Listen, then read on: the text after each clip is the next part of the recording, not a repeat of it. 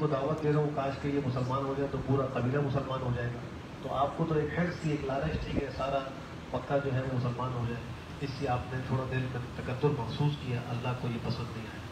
اللہ نے اس کو تنبیہ فرمائی. اللہ فرما رہے کہ پیغمبر آپ کی تیوری چڑھی، آپ چین میں جبی ہوئے اس وجہ سے کہ آپ کے پاس ایک نابینا ہے.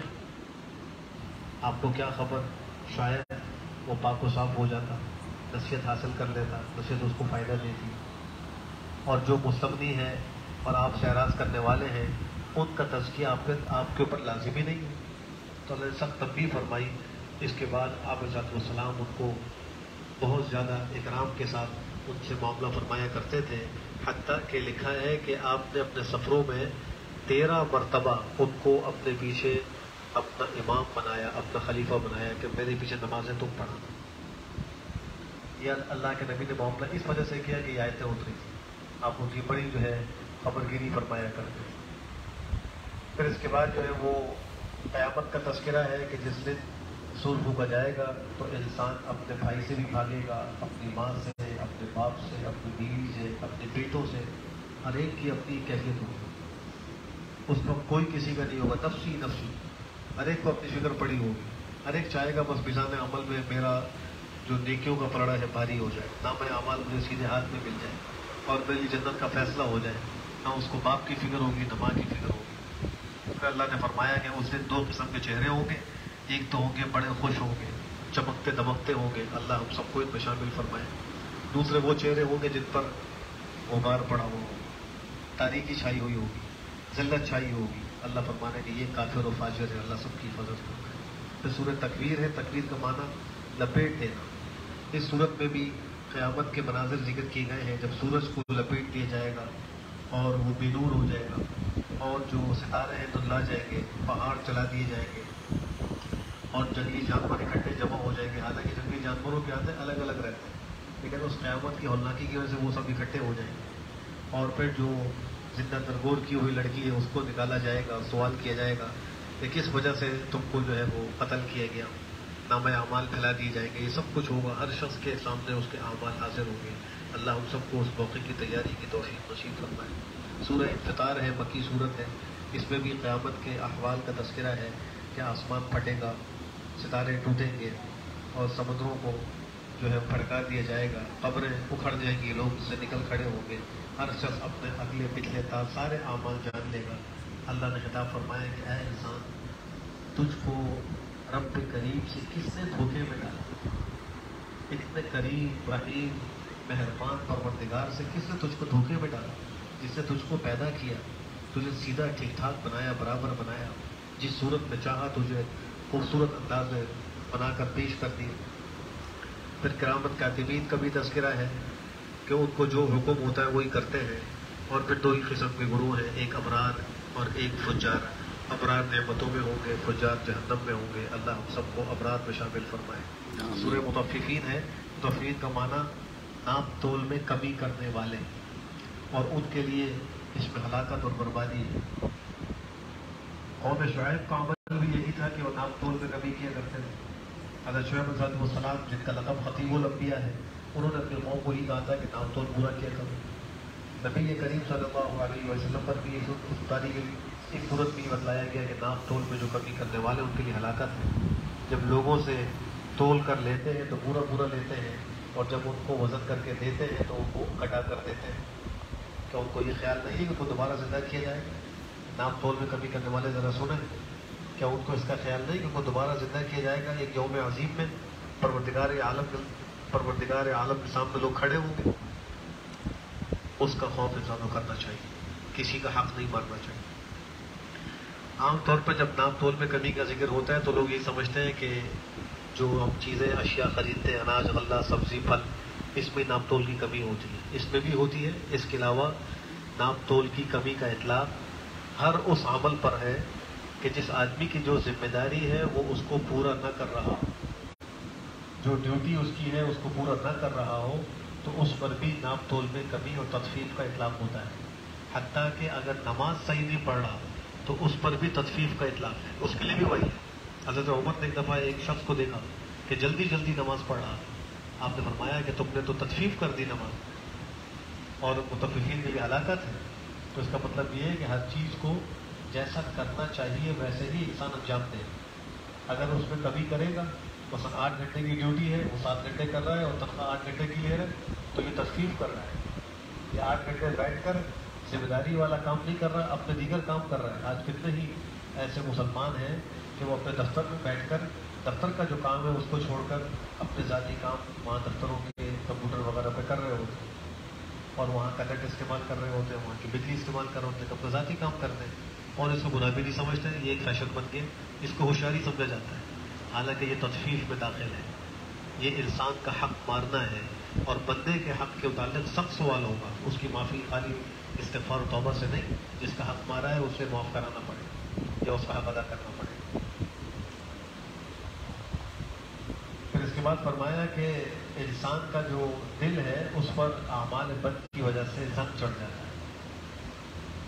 تو انسان کو ایک عمل اختیار کرنا چاہیے، اس سے دل کا زنگ دور ہوتا ہے اور گناہ سے دل زنگ آلود ہوتا ہے. ایک حدیث میں آتا ہے جب کوئی شخص گناہ کرتا ہے تو اس کے دل پر ایک نقطہ لگا دیا، سیاہ نقطہ. پھر گناہ کرتا ہے دوسرا لگا دیا جاتا ہے، حتیٰ کہ اس کا پورا دل سیاہ ہو جاتا ہے. پھر وہ گناہ کو گناہ نہیں سمجھتا. اگر توبہ کر لے تو اللہ اس نقطے کو مٹا دیتا ہے، دل پھر صاف ہو جاتا ہے. پھر یہاں ابرار اور علیین کا بھی تذکرہ ہے، فجار کا بھی تذکرہ ہے. ابرار اور علیین جنتوں میں کیسے ہوں گے، تختوں پر بیٹھے ہوں گے اور ان کو نعمتیں پیش کی جا رہی ہوں گی، مہر لگی ہوئی شرابیں ان کو پلائی جا رہی ہوں گی. اللہ فرما رہے ہیں یہی وہ چیزیں ہیں جن میں مقابلہ کرنے والوں کو مقابلہ کرنا چاہیے. دین کے معاملے میں ایک دوسرے سے آگے بڑھنے میں مقابلہ کرنا چاہیے، دنیا کے معاملے میں نہیں کرنا چاہیے. سورہ انشقاق ہے، مکی صورت ہے، اس میں بھی قیامت کے احوال کا تذکرہ ہے اور انسان کو خطاب کیا گیا ہے. اور پھر قیامت کے اندر جو اعمال نامے تقسیم ہوں گے اس کا ایک حال ذکر ہوا کہ جس کو سیدھے ہاتھ میں اعمال نامہ دیا جائے گا اس کا آسان حساب لیا جائے گا. پیغمبر نے دعا بھی سکھلائی، اللہم حاسبنی حسابا یسیرا، اے اللہ مجھے مجھ سے حساب یسیر لے. حضرت اما عائشہ نے پیغمبر سے پوچھا تھا حساب یسیر کیا چیز ہے؟ فرمایا کہ اللہ بندے کے سامنے اس کے اعمال کا اظہار کرے، مواخذہ نہ کرے. یہ نہ پوچھیں کہ یہ کیوں کیا، یہ کیوں نہیں کیا، خالی بس اس کا اعمال اس کے سامنے پیش ہو جائے تو یہ حساب یسیر. اس لیے کہ مندوب کی شعور دیبا جس سے مناقشہ ہوگا کہ یہ کام کیوں نہیں کیا، یہ گناہ کیوں کیا، تو اس کو ضرور عذاب دیا جائے. اللہ ہم سب کو حساب یسیر نصیب کرے. اور جس کو نام اعمال پشت کے پیچھے سے دیا جائے گا، بعض آیتوں کے اندر ہے دائیں بائیں ہاتھ پہ دیا جائے گا، اور اس یہاں پر ہے کہ پشت کے پیچھے سے دیا جائے گا. تو وہ اس وقت موت کو پکارے گا، کہے گا کاش مجھے موت آ جائے، میں مر جاؤں. بھڑکتی ہوئی آگ میں داخل ہو. اللہ فرمانا دنیا میں اپنے گھر والوں میں بڑا خوش رہتا تھا، بڑا مست رہتا تھا، کوئی پرواہ نہیں ہوتی. لیکن اب کل قیامت میں موت کا سوال کرے گا. سورہ فرقان میں اللہ فرماتے ہیں لا تدعوا اليوم ثبورا واحدا وادعوا ثبورا كثيرا. ایک موت نہ مانگو، آج بہت زیادہ موت مانگو، مرنا نہیں. جہنمی جہنم میں پہنچنے کے بعد کہیں گے یا مالک، 500 سال تک پکارتے رہیں گے یا مالک یا مالک. جو داروں میں جہنم یا مجھے علینا ربک، دعا کرو پروردگار ہمیں موت دے. تو کہے گا قال انکم ماکثون، اب موت نہیں، ہمیشہ ہمیشہ یہ رہے. تو زندگی کی تیاری کرنی. اور اللہ نے یہ مہینہ بھی ہمیں اسی آخرت کی تیاری کے لیے عطا کیا ہے جس کا اکثر حصہ گزر چکا ہے، کچھ حصہ رہ گیا ہے. اگر ابھی بھی کوئی کمی کوتاہی ہوئی ہے تو پھر گڑا کر توبہ کر کے اللہ سے معافی مانگ لیں. اللہ کے یہاں معاف کرنے میں کوئی دیر نہیں ہوتی. انسان کو بنانا مشکل ہے، اللہ کو بنانا مشکل ہے. انسان سچے دل سے، دل کی گہرائی سے توبہ کی شرائط کو پورا کرتے ہوئے اللہ کے آگے کہے اللہ میری توبہ. اللہ توبہ قبول کر لیتے ہیں اور ایسی قبول کرتے ہیں کہ اس کے تمام نشانات شواہد مٹا دیتے ہیں، کسی کو اس پہ گواہ نہیں رہنے دیتے، تاکہ کل اللہ کا یہ توبہ کرنے والا بندہ شرمندہ نہ ہو، ذلیل و خوار نہ ہو. دنیا میں تو ایسا ہوتا ہے کہ اگر کوئی گناہ گار توبہ بھی کر لے تو اس کے ریکارڈ میں وہ گناہ لکھا رہتا ہے. کسی پہ کوئی FIR کٹی ہو اور پھر وہ ختم ہو جائے تو اس کی فائل میں لگا رہتا ہے، ریکارڈ میں رہتا ہے. لیکن اللہ کا ریکارڈ ایسا ہے جب توبہ کر لے اللہ بالکل صاف کر دے. تو پھر ایسے قریب سے معافی نہ مانگے، قرآن چھوڑ، کتنے افسوس کرنا. پھر سورہ بروج ہے، اس کے اندر اصحاب الاخدود کا تذکرہ ہے. ایک بادشاہ تھا، بڑا ظالم تھا، لوگوں کو کہتا ہے میری عبادت کرو میں تمہارا رب ہوں. اس زمانے میں دین عیسوی دین حق تھا. تو ایک بچہ جو تھا وہ دین عیسوی کے اوپر قائم تھا، وہ بادشاہ کے دین کو اختیار نہیں کرتا. بادشاہ نے اس کو پکڑ کے بلوایا اور اس کے ذمے ایک کام لگایا کہ تم جو ہے وہ جا کے یہ سیکھا کرو، لیکن وہ بچہ کسی راہب کے پاس جا کر اس سے دین سیکھتا تھا. بادشاہ کو غصہ آیا تو اس نے اس کو قتل کرنے کی کوشش کی، لیکن قتل کرنے پر قادر نہیں ہو سکا. مختلف اس نے ہیلے اختیار کیے. مثلاً کہا اپنے غلاموں کو اس کو لے جاؤ کشتی میں ڈال کر اور سمندر کے بیچ میں جا کے اس کو وہاں غرق کر دو، ڈبو دو. وہ گئے. اللہ کرنا یہ ہوا کہ وہ جو غلام تھے وہ ڈوب گئے اور اسی بچہ واپس آ گیا. پھر کہا کہ اس کو پہاڑ پہ جا کے نیچے گرا دو. جو لوگ لے کر گئے وہ خود گر گئے، یہ بچ گئے. تو اس بچے نے کہا کہ تم کو میں اپنے مارنے کا طریقہ بتلا دوں کہ مجھے ادھر کھڑا کرو اور ایک تیر مارو اور اس تیر پہ کہو کہ اس بچے کے رب کی قسم اور اس کا واسطہ دے کر پھر تیر مارو تو مجھے لگے گا اور میں مر جاؤں. چنانچہ اس نے ایسے ہی کیا، وہ بچہ شہید ہو گیا. لیکن اس عمل سے سارا قبیلہ اور قوم اس بچے کے رب پر ایمان کیا، یعنی وہ سب کے رب کے اوپر ایمان لے کر آ کر دین کو قبول کر لیا. تو بادشاہ نے کہا اس کے لیے خندقیں کھدوائی، اس میں آگ جلائی اور اس میں ڈالنا شروع کر. اللہ نے اس کا ذکر فرمایا کہ یہ بھی ہلاک و برباد ہو. اور پھر اس صورت میں اللہ کی پکڑ کے صف ہونے کا بھی ذکر ہے. انسان کو بے فکر نہیں ہونا چاہیے، بے خوف نہیں ہونا چاہیے. اللہ فرما رہا ہے ان بطش ربک لشدید، آپ کے پروردگار کی پکڑ بڑی سخت ہے. اللہ کی پکڑ سے بچنا چاہیے. اللہ کی ایک صفت حلیم ہے. اللہ حلم کی وجہ سے فوراً نہیں پکڑتے، لیکن جب بندہ گناہ پہ گناہ کرتا ہی چلا جائے اور اپنی عاقبت کو خراب ہی کرنے پر تل جائے تو پھر اللہ کی طرف سے سختی آتی ہے، پکڑ آ جاتی ہے. سورہ طارق ہے، اس کے اندر اللہ نے آسمان کی اور جو رات کے آخری حصے میں آنے والے ستارے ہیں ان کی قسم کھا کر یہ بات فرمائی ہے کہ انسان کو چاہیے وہ دیکھے کس چیز سے پیدا ہوا ہے. ذرا اپنی تخلیق پر تو غور کرے. وہ ایک ناپاک اچھلتے ہوئے پانی سے پیدا ہوا ہے جو پیٹھ اور سینے کے درمیان سے نکلتا ہے. جس اللہ نے اس نطفے سے انسان کو پیدا کیا بے شک وہ اس کے دوبارہ لوٹانے پر بھی قادر ہے. اللہ نے انسان کی پہلی پیدائش سے اس کے دوبارہ زندہ کیے جانے پر استدلال کیا، چونکہ مشرکین نے مکہ انکار کیا تھا. سورہ اعلیٰ ہے. نبی کریم صلی اللہ علیہ وآلہ وسلم جمعے کے اندر اکثر پہلی رکعت میں سورہ اعلیٰ اور دوسرے میں سورہ غاشیہ پڑھتے. عیدین کی نمازوں میں بھی آپ سورہ اعلیٰ اور سورہ غاشیہ پڑھنے کا اہتمام کرتے. حتیٰ کہ اگر جمعے کے دن عید آ جاتی تو صبح عید کی نماز میں بھی یہ 2 صورتیں پڑھتے اور پھر جمعے میں بھی 2 صورتیں پڑھتے. اتنا اہتمام کرتے ہیں. اور پیغمبر ہی کی سنت کے اعتبار میں اکثر ائمہ بھی اس کا اہتمام کرتے ہیں کہ جمعے میں سورہ اعلیٰ اور سورہ غاشیہ پڑھتے ہیں. اس کا مطلب یہ نہیں کہ کوئی اور سورت پڑھنا جائز ہی نہیں. اولیٰ اور افضل یہ طریقہ ہے، ورنہ جو بھی پڑھے نماز سے ہو جائے. اس صورت میں اللہ سبحانہ وتعالیٰ نے کامیاب ہونے والے شخص کا ذکر کیا ہے، اور وہ شخص ہے جس نے اپنے نفس کا تزکیہ کیا، جس نے اپنے آپ کو گناہوں سے اور برے اخلاق سے پاک و صاف کیا. اللہ فرمانے کہ یہ کامیاب ہے. اور اس نے پروردگار کا نام لیا اور نماز پڑھی، یہ کامیاب ہے. ان کے علاوہ جو لوگ ہیں وہ ناکام. پھر انسان کی ایک بیماری کا ذکر کیا اور وہ بیماری ہے دنیا کو ترجیح دینا. اللہ فرما رہے ہیں تم دنیا کو ترجیح دیتے ہو آخرت پر، اور آخرت تو بہت بہتر ہے اور ہمیشہ رہنے والی ہے. ترجیح تو اس کو دینی چاہیے. پھر سورہ غاشیہ ہے، چونکہ اس کے اندر قیامت کا تذکرہ ہے، قیامت بھی ایک چھا جانے والی ہوگی، اسی وجہ سے اس کو سورہ غاشیہ کے نام سے موسوم کیا گیا ہے. اور پھر قیامت میں 2 قسم کے لوگ ہوں گے جس کا ذکر ابھی بھی ہوا ہے. بعضوں کے چہرے مرجھائے ہوئے ہوں گے، تکلیف کے ان کے اوپر آثار ہوں گے. جہنمیوں کے چہرے ہوں گے، ان کو کھانے کو کیا ملے گا اس کا بھی ذکر کیا کہ ان کو بھوک کے اندر کوئی خاص کھانا نہیں ملے گا سوائے جھاڑیوں کے اور اس قسم کے پیپ اور کھولتے پانی کے، ان کو اور کچھ نہیں ملے. دوسرے قسم کے چہرے ہوں گے جو بڑے تر و تازہ ہوں گے اور اپنی سائی پر راضی خوش ہوں گے، اونچے اور بلند باغات میں ہوں گے، کوئی لغو بات نہیں سنیں گے. اس میں ان کے لیے جاری چشمے ہوں گے اور ان کے اندر تخت ہوں گے اونچے اور ان کے اندر آبخورے ہوں گے. یہ سب ان کو اس جنت میں نصیب ہوگا. اللہ ہمیں بھی نصیب کرے. سورہ فجر ہے، مکی سورت ہے. اللہ نے اس میں فجر کی اور 10 راتوں کی قسم اٹھائی ہے. اکثر حضرات کے نزدیک سے مراد ذوالحجہ کی 10 راتیں. عشرہ ذوالحجہ بھی بڑا فضل والا عشرہ ہے. اس کے اندر ایک روزے کے ثواب پر اللہ سال بھر کے روزوں کا ثواب نصیب کرتے ہیں. اس عشرے کے اندر 9 دن ایسے ہی روزہ رکھا جا سکتا ہے اور جو 10واں دن ہے وہ عید کا دن ہے، اس میں روزہ رکھنا منع ہے. اور عید الاضحیٰ کے موقع پر جو 4 دن ہیں ان کے اندر روزہ رکھنا منع قرار دیا گیا ہے. 10، 11، 12 اور 13 ان کو عید الاضحیٰ تشریق کہا جاتا ہے. اور ایک دن عید الفطر کا ہے. پورے سال میں یہ 5 دن ہیں جن کے اندر روزہ رکھنا منع. عید الفطر کا ایک دن یکم شوال، اور 10 سے لے کر 13 تک 4 دن، 5 دنوں میں روزہ رکھنا حرام اور منع ہے. اپنے اس کا جب چاہے انسان روزہ رکھے اس کی اجازت ہے. پھر اللہ نے اس صورت میں قوم عاد اور قوم ارم کا تذکرہ کیا ہے، قوم ثمود کا تذکرہ کیا، فرعون کا تذکرہ کیا. انسان کو جب اللہ آزماتا ہے اور اس کو انعام و اکرام دیتا ہے تو وہ کہتا ہے کہ میرے پروردگار نے میرا اکرام کیا. اور جب اللہ اس کو آزماتا ہے، رزق تنگ کر دیتا ہے، آزمائشیں آتی ہیں تو کہتا ہے پروردگار نے میری توہین کر دی. جلد باز انسان، حالانکہ نعمتوں کو شکر کرنا چاہیے، آزمائشوں کو صبر کرنا چاہیے.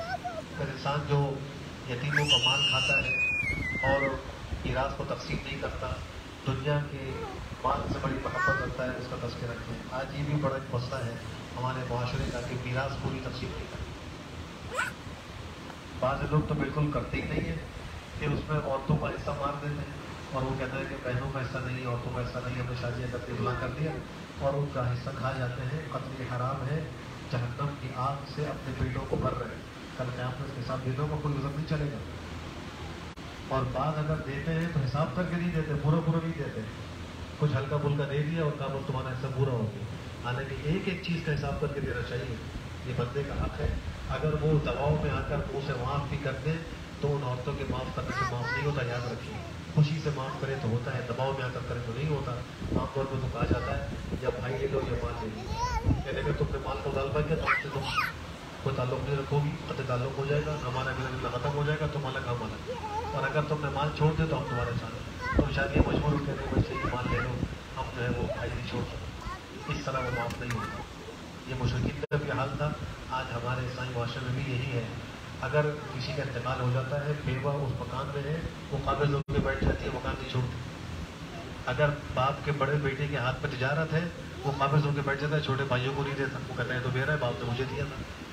اور اب تو یہ نوبت پہنچی ہے کہ مرنے کے بعد پیپر بنا کر انگوٹھے لگا کے اپنے نام پر جائیدادیں کی جا رہی ہیں. کتنا بڑا جو ہے یہ ایک افسوسناک واقعہ ہے کہ انسان اس حد تک گر جائے گا کہ اس کو مرنے کا کوئی غم نہیں کہ فلاں کا انتقال ہوا، باپ مرا ہے، ماں مری ہے، دادا مرا ہے. اس کو یہ فکر ہے کہ کس طرح میں انگوٹھے لگا لوں اور یہ مال میں ہڑپ کر لوں. اللہ اکبر. سورہ بلد ہے، مکی صورت ہے.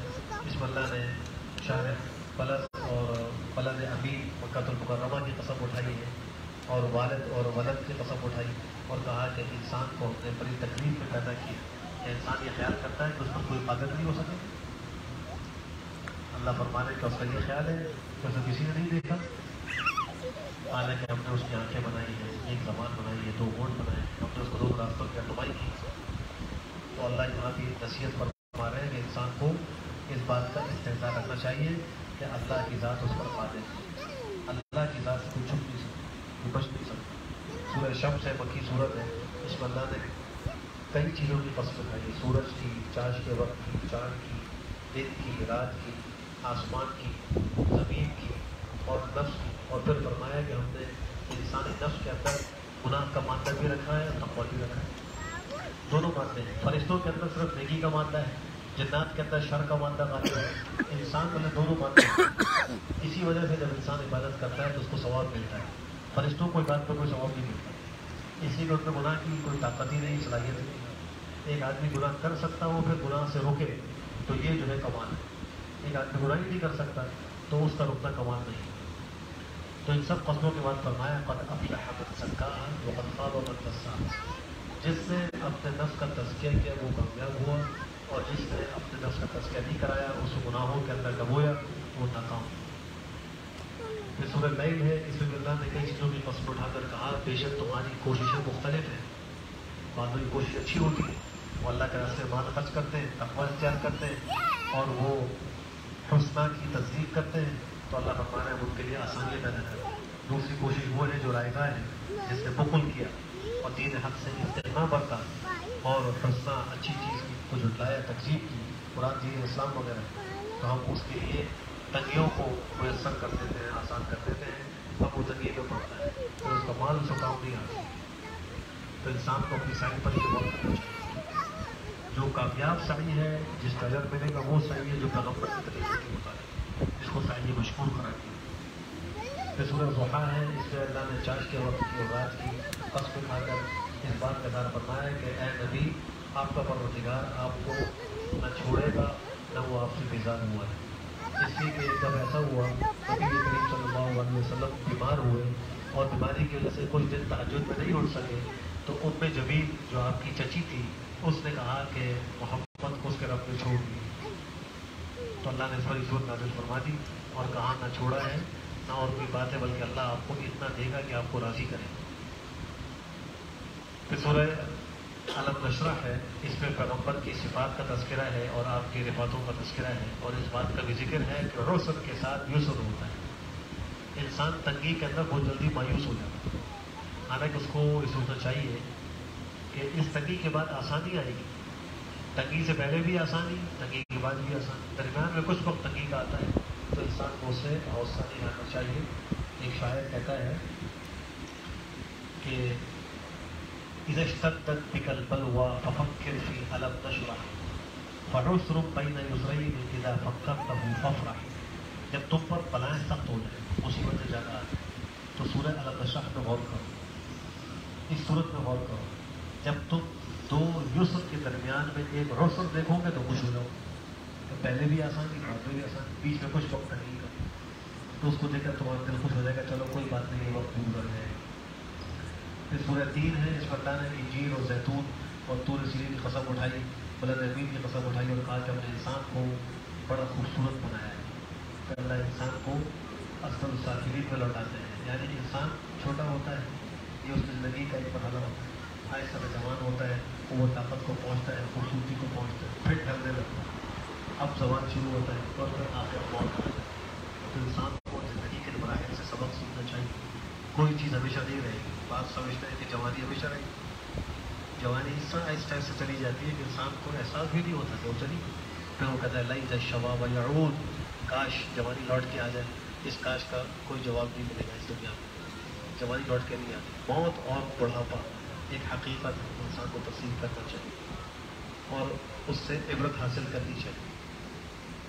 سورہ علق ہے. اس کی شروع کی وہ آیتیں ہیں کہ جو سب سے پہلے بطور وحی کے پیغمبر پر نازل ہوئی تھی. ان میں اللہ سبحانہ و تعالیٰ نے پیغمبر کو پڑھنے کا حکم دیا تھا اور تعلیم کا حکم دیا تھا, قلم کی اہمیت کو ذکر کیا تھا. اور پھر جو انسان سرکش ہے اس کا تذکرہ ہے جو اللہ کے بندوں کو, اللہ کے نبی کو نماز پڑھنے سے روکتا ہے.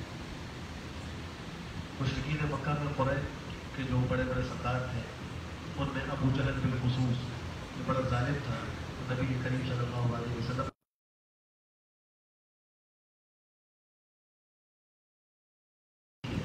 اور ایک آیت بڑی عجیب ذکر کی ہے اس صورت میں. اگر ہم میں سے ہر شخص اس کو اپنے کمرے میں لکھ کے لگائے, اپنے آفس کی ٹیبل پر رکھے اور اس کو دیکھ کر اس کے وقوع پر غور کرے تو انشاءاللہ گناہ سے بچنے کی اس کو توفیق مل جائے. وہ آیت ہے الم یعلم بان اللہ یری, انسان کو معلوم نہیں کہ اللہ اس کو دیکھ رہا ہے. الم یعلم بان اللہ یری, انسان کو معلوم نہیں کہ اللہ اس کو دیکھ رہا ہے. تو یہ آیت لکھ کے لگائیں, اس کا ترجمہ لکھیں. سورہ علق کی آیت نمبر 14 ہے. اس کا ترجمہ بہت آسان. کیا انسان نہیں جانتا کہ اللہ دیکھ رہا ہے؟ جب بار بار اس پر نگاہ ہوگی تو انشاءاللہ اس کو گناہ سے بچنے کی بات. سورہ قدر ہے. اس میں اللہ نے شب قدر کی فضیلت کو ذکر کیا ہے کہ یہ ایک رات 1000 مہینوں سے بہتر ہے.